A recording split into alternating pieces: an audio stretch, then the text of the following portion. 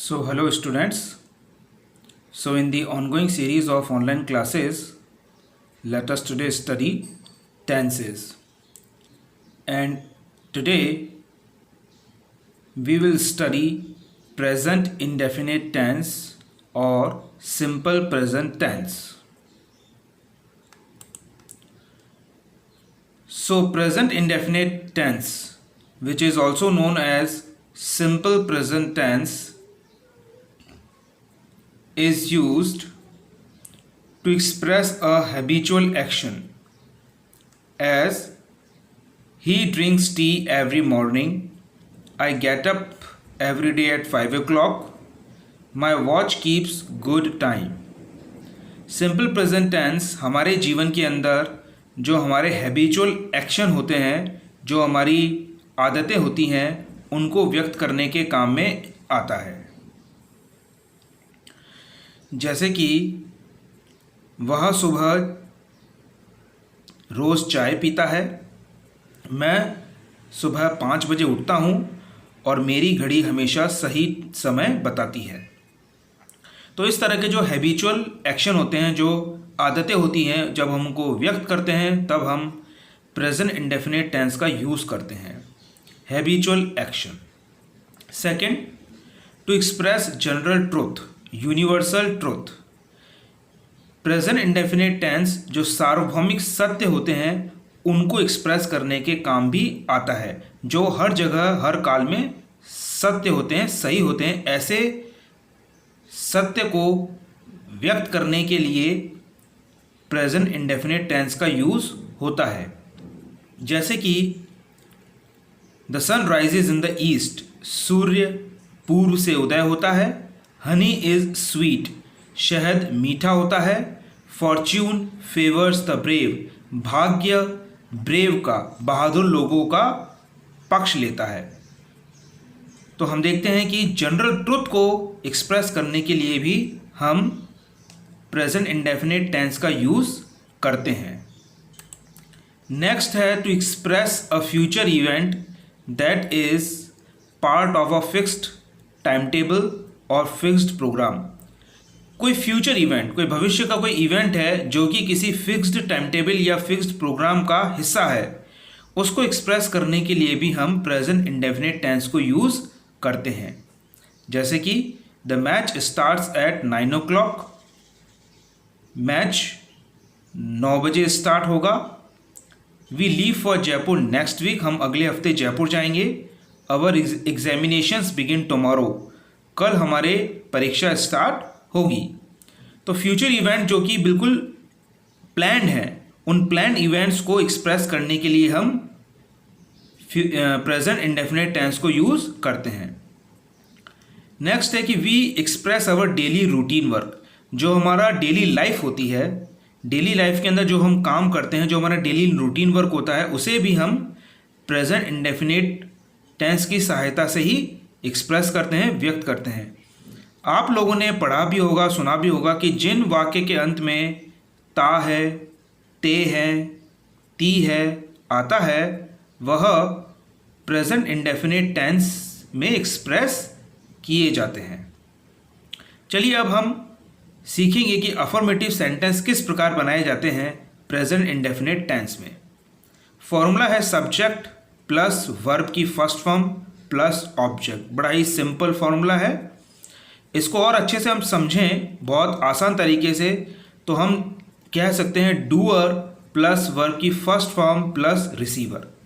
Doer कौन है? Doer कोई भी कार्य करने वाला, कोई एक्शन करने वाला, उसे हम डूअर कहेंगे। वर्ब क्रिया को कहेंगे, कार्य को कहेंगे। और वह कार्य जिसके ऊपर किया जा रहा है, जिस व्यक्ति या वस्तु के ऊपर किया जा रहा है, उसे हम रिसीवर कहेंगे। कार्य को रिसीव करने वाला, रिसीवर।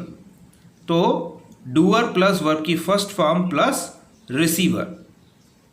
नीचे नोट लिखा है, if the subject is third person singular, he she it और सिंगुलर नाउन, देन एस और E S comes with the main verb in the sentence. तो जब भी सब्जेक्ट थर्ड पर्सन सिंगुलर होगा, जो डूअर है वो थर्ड पर्सन सिंगुलर होगा, तो मेन वर्ब के साथ में हमेशा एस और ईएस आएगा अफर्मेटिव सेंटेंसेस के अंदर। आगे लिखा है if the subject is I, we, you, they और plural noun then only first form of the verb comes in the sentence without any S और ई एस। अगर सब्जेक्ट आई, यू, वी और they है या plural noun है तो फिर verb के अंदर कोई एस और ई एस नहीं आएगा, वर्ब की फर्स्ट फॉर्म ही सेंटेंस में लिखी जाएगी। चलिए उदाहरण देखते हैं, ये अफर्मेटिव सेंटेंसेस के कुछ उदाहरण हैं। I work hard the whole day, मैं सारा दिन बहुत परिश्रम करता हूँ। We go out for a walk in the evening, हम शाम को वॉक पर जाते हैं। Children like sweets very much, बच्चे मिठाई बहुत पसंद करते हैं। आई स्विम वेरी वेल, मैं बहुत अच्छा तैरता हूँ। यू ऑलवेज टेल अ लाई, तुम हमेशा झूठ बोलते हो। Student choose different subjects after 10th class, बच्चे 10th क्लास के बाद में विभिन्न विषय चुनते हैं। The cow gives us milk, गाय हमें दूध देती है। The sun shines brightly in summers, सूर्य गर्मी में बहुत तेज चमकता है। अब देखिए काउ और सन यहाँ पर क्योंकि थर्ड पर्सन सिंगुलर नाउन है तो यहाँ पर वर्ब के साथ में आप देखेंगे एस और ई एस लगाया गया है। गिव्स लिखा गया है, शाइन्स लिखा गया है। इसी तरह a mad dog bites people, the bank opens at 10 AM। Sometimes the train arrives late at the station. My father brings fruits from the market. I drink tea, but my brother drinks milk. I study in class 10th, but my brother studies in class 12th. People invite accidents by being careless. I write stories, but my sister writes poems. Now next is negative sentences. अब हम देखेंगे कि present indefinite tense के अंदर negative sentences कैसे बनाए जाते हैं। बड़ा ही सिंपल है, सिर्फ इसमें आपको करना क्या है, सब्जेक्ट के बाद में डू नॉट या डज नॉट ऐड करना है, फिर वही वर्ब की first form plus object means doer, do not या डज नॉट, फिर वर्ब की फर्स्ट फॉर्म और plus receiver.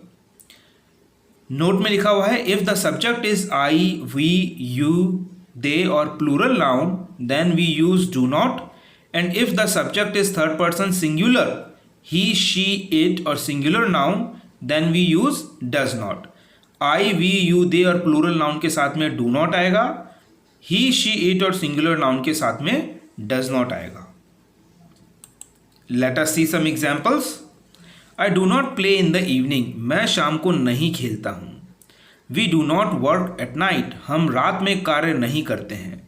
They do not tell us the truth, वे सच नहीं बोलते हैं। We do not talk to strangers, हम अजनबी लोगों से बात नहीं करते हैं। Ram and Hari do not work together, Ram और हरी साथ साथ कार्य नहीं करते हैं। You do not exercise daily, my brother does not go to school, she does not dream to become a doctor, वह डॉक्टर बनने के ख्वाब नहीं देखती है।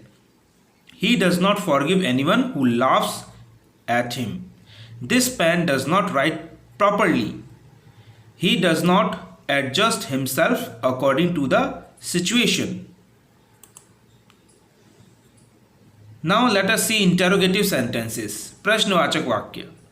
बहुत ही सिंपल है, इसमें प्रश्नवाचक वाक्य में क्या होगा, जो प्रेजेंट इंडेफिनिट टेंस की जो हेल्पिंग वर्ब है डू और डज वह सबसे आगे आएगी। सेंटेंस डू या फिर डज से स्टार्ट होगा, उसके बाद में सब्जेक्ट आएगा, फिर वर्ब की फर्स्ट फॉर्म आएगी, फिर ऑब्जेक्ट आएगा और फिर लास्ट में क्वेश्चन मार्क आएगा। Do does plus subject plus first form of the verb plus object question mark. Do does plus doer plus verb की first form plus receiver question mark. Do किसके साथ में आएगा आपको बता दिया गया है, आई, वी, यू, दे और प्लूरल नाउन। डज आएगा ही, शी, इट और सिंगुलर नाउन के साथ, थर्ड पर्सन सिंगुलर नाउन के साथ। चलिए let us see some examples. Do we believe in honesty, क्या हम ईमानदारी में विश्वास करते हैं। Do you speak the truth, क्या तुम सच बोलते हो। Do they do their work properly, क्या वे अपना कार्य सही तरीके से करते हैं, ढंग से करते हैं? Do new leaves appear on trees during the spring? क्या पेड़ों पर नई पत्तियां आती है बसंत में? Do banks auction the assets of loan defaulters? क्या बैंक जो लोन डिफॉल्टर्स होते हैं उनके असेट्स को, संपत्ति को नीलाम कर देती है? Does magnet attract iron? क्या मैग्नेट लोहे को आकर्षित करती है? Does the beggar appear in the market daily? क्या बैगर रोज मार्केट में आता है? Does he arrive at conclusion very hastily? Does she assist her mother in house work? Does this watch belong to you? Does deforestation affect our environment? Does he admire your enthusiasm? Does his conscience allow him to cheat others? Does she do nothing to anger her teachers? Does it appear to you that he is innocent? Does the society approve any act of violence? चलिए, next है इंटेरोनेगेटिव sentences. अब इसमें negative भी होंगे, नकारात्मक sentence भी होंगे, plus प्रश्नवाचक वाक्य भी होंगे। ये दोनों का मिक्सचर है इंटेरोनेगेटिव सेंटेंसेस। फॉर्मूला आपके सामने लिखा हुआ है, do does plus subject plus not plus verb की first form plus object. Do does plus doer plus not plus verb की first form plus receiver. Let us see some examples. Do I not look handsome? क्या मैं handsome नहीं दिखता हूँ? Do we not serve our country properly? क्या हम अपने देश की सेवा सही तरह से नहीं करते हैं? Do you not cheat your own parents? क्या तुम अपने पेरेंट्स को धोखा नहीं देते हो? Do they not interfere in other people's lives? क्या वे दूसरों के जीवन में दखल अंदाजी नहीं करते हैं? Do you never agree with your parents? क्या तुम अपने पेरेंट्स से कभी सहमत नहीं होते हो? Do they never apologise to anybody? क्या वे कभी भी किसी से क्षमा नहीं मांगते हैं? Does evil not attract people very easily? क्या बुराई लोगों को बहुत ही आसानी से आकर्षित नहीं करती है? Does his wife not accompany him on his every business tour? Does her sister not accuse her of betraying her? Does the milkman not adulterate milk with powder and water? Does indiscriminate felling of trees not cause soil erosion? Does he not hide his mistakes? Does she not earn more than her husband? Does the lake not freeze during winters? Does it not get very hot during summers in desert? Does he not repay his debt timely? So these are the some examples of interrogative sentences. So students, I hope now you have understood the present indefinite tense and its uses, and you must have learned how to write different kind of sentences in present indefinite tense. Now let us do some exercise. There is a question.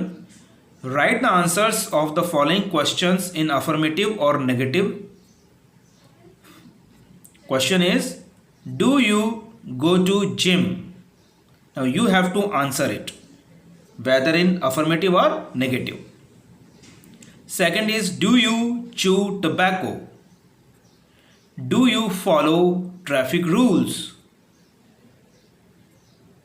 Do your friends make fun of you? Does your friend beat you? Does your mother make you laugh? Does your brother make you weep? Does your friend borrow money from you? Does your neighbor fight with you? Do you believe in God? Do your parents give you pocket money? Do you get your clothes washed by your mother? So students, you have to answer them. And now I hope that you have understood the whole topic very well. And still, if you have any confusion, if you have any query, any problem, you may talk to me. So thank